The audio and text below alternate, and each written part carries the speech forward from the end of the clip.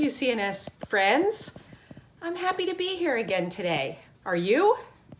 I'll bet you are. I have lots of my friends here with me. Some of them have moved around, I see. One of my little lizards went over here, and my little owls have changed around. My little giraffe, he said, I'm so sad I hardly get to be seen. So he came over and joined me over here. So before we start today, first I want to show you this book. It's called Creation, and it's a story from the Bible. In fact, it's the very first story from the Bible. And this book was given to me by somebody else, and I was super sad because they did not take very good care of this book. You see, it's got these yucky things on here, and it looks like this got a little bit wet. Maybe a little baby had chewed on it. Anyway, but it's such a special book that I have kept it, and I wanted to read it to you today. It's a story about how God made the whole world. So, but before we read the book, we have to do something special. Do you remember what it is? We're going to say good morning to God. Ready? Are you ready? I want to hear your singing voices. Good morning, God. This is your day. I am your child. Show me your way. And we are going to hear all about how good God is to us today. Okay, get ready. Get comfortable. Come a little closer. Yeah, that's better. Okay, this is called Creation. And it's got all these different stories from the Bible. I know you guys have read some of them, and we certainly hear them at school. And this is, like I said, the very first story in the Bible.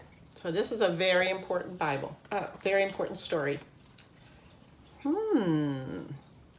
Nothing to look at on this page.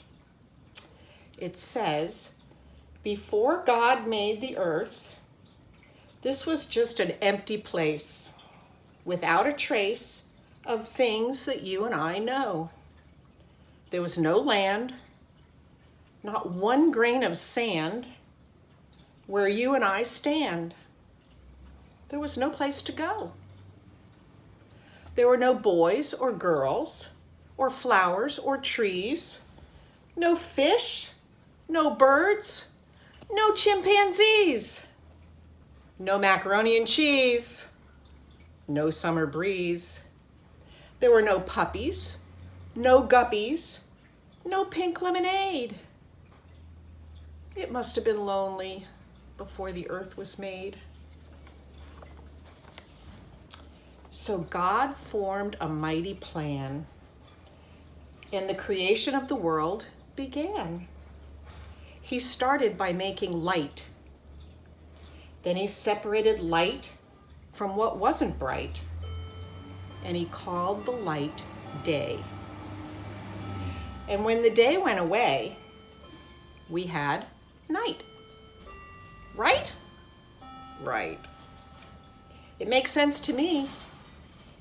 What do you say?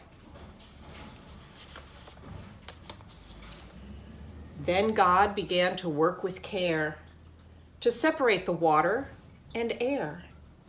And sure enough, the sea grew rough and the sky above grew blue.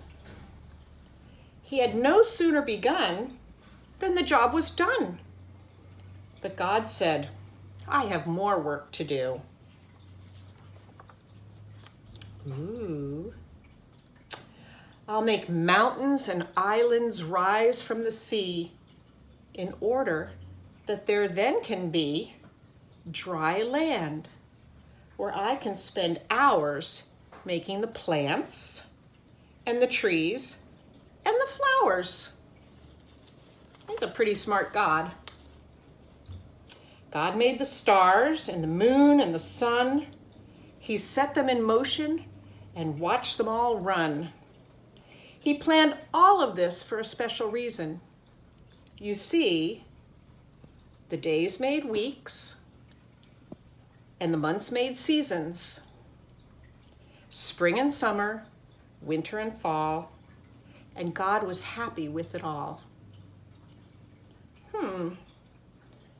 I wonder which season this is. We see some clouds in the sky. The sun is not too bright. We see flowers. And look at that tree. It has little teeny tiny leaves on it. What season do you think that might be? I think it might be spring. Do you agree? And look at this one. Oh, look how bright that sun is.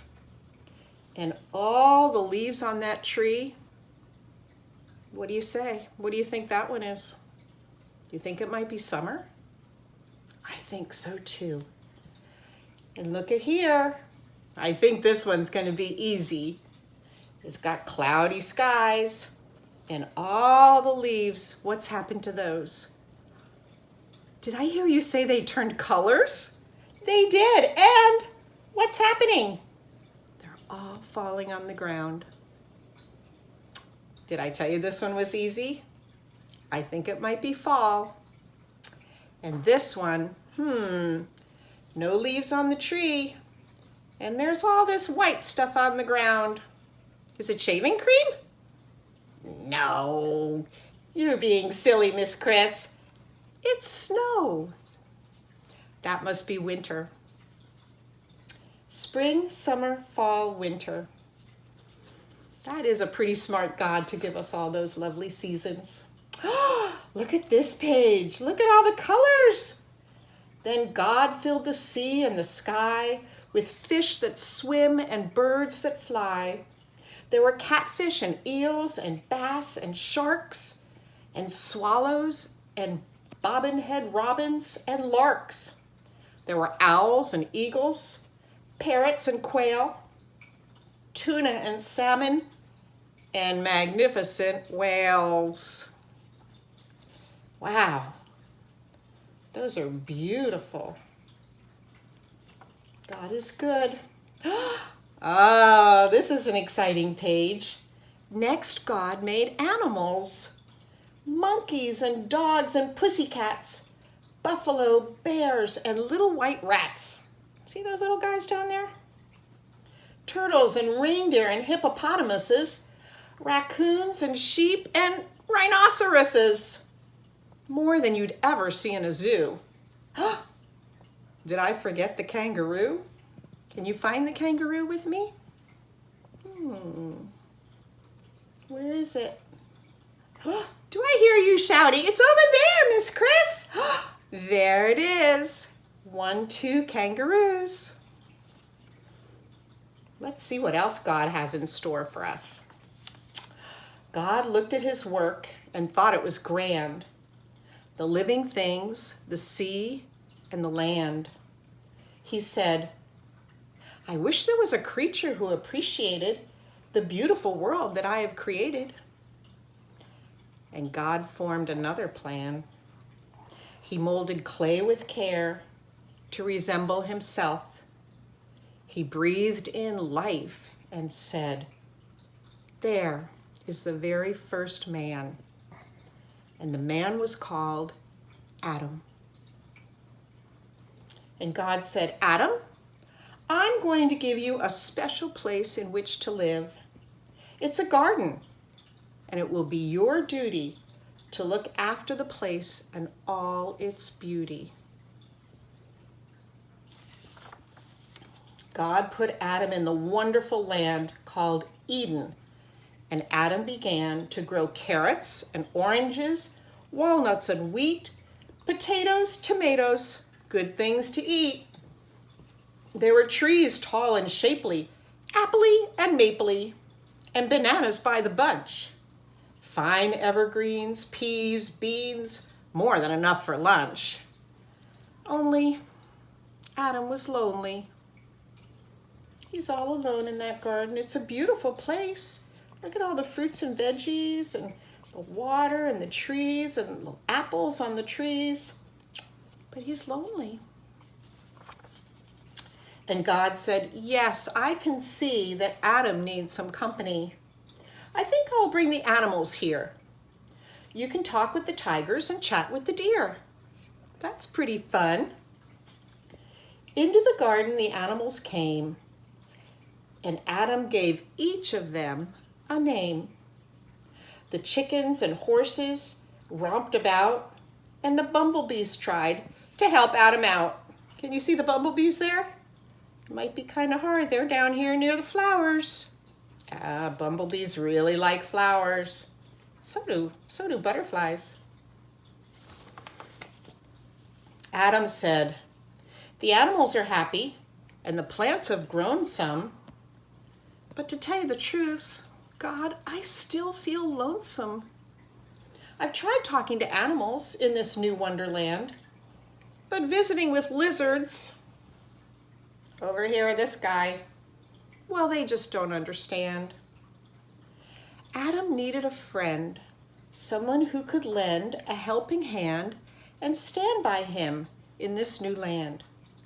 So Adam went to sleep.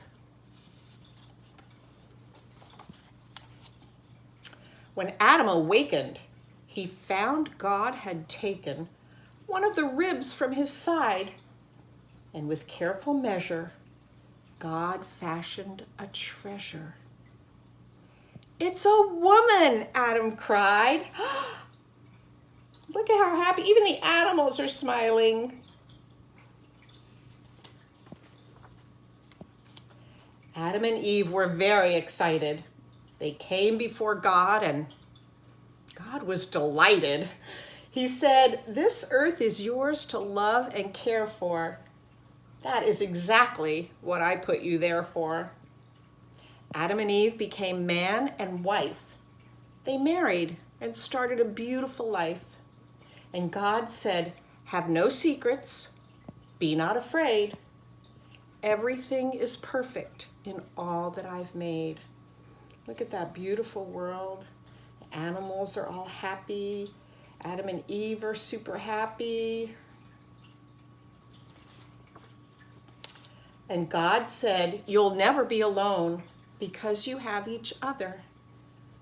Now I want you to become the very first father and mother, which is precisely why you see you became you, and you, and you, and all of you, and I became me. Look at that beautiful, beautiful earth. God is so good. But what did he ask? He asked them to take care of the earth. And that is a big responsibility, but that's what we have to do. And that means don't throw litter on the ground, and be sure to recycle, and be kind to people and kind to animals. All those wonderful things. We have to take care of the earth because God wants us to do that. Well, that was a great story. I wish someone had taken better care of this book. But don't you agree it was a book worth keeping? I hope you enjoyed our story today. I sure did. I'll see you next time. Bye.